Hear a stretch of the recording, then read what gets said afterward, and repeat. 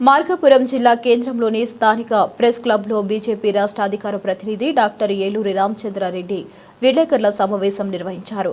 ఈ సందర్భంగా ఆయన మీడియాతో మాట్లాడుతూ మార్కాపురం జిల్లా సమగ్ర అభివృద్ధికి కూటమి ప్రభుత్వం పూర్తి స్థాయిలో కట్టుబడి ఉందని స్పష్టం చేశారు.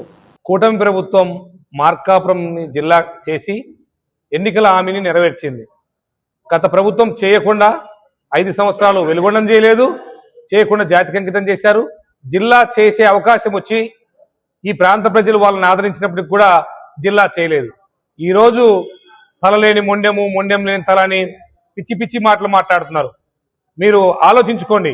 మీరు చేయాల్సిన వచ్చిన రోజు చేయకుండా చేస్తున్న ఈ ప్రభుత్వాన్ని విమర్శించడం మీకు సమంజసమా? మీకు అర్హత ఉందా?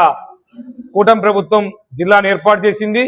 ఈ జిల్లాను సర్వతోముఖాభివృద్ధి చేసుకునే దానికోసం కేంద్ర ప్రభుత్వ సహకారంతో రాష్ట్ర ప్రభుత్వం కూడా ప్రకాశం జిల్లాను, ఉమ్మడి ప్రకాశం జిల్లా నుంచి విడిపోయినటువంటి మార్కాపురం కేంద్రంగా ఏర్పడినటువంటి ఎర్రగొండపాలెం, మార్కాపురం, గిద్దలూరు, కనిగిరి ఈ ప్రాంత సర్వతోముఖాభివృద్ధికి మేము కట్టుబడి ఉన్నాము.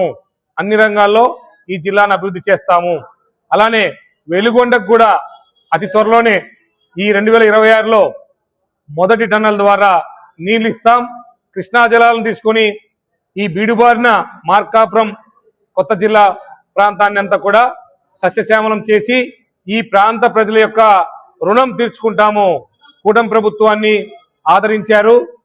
అందుకు మేము ఈ ప్రాంత ప్రజలకు భారతీయ జనతా పార్టీ తరఫున కేంద్రంలో పెద్దన్న పాత్ర పోషిస్తున్నటువంటి పెద్దలు నరేంద్ర మోడీ గారి సహకారంతో ప్రకాశం జిల్లాను అన్ని రంగాల్లో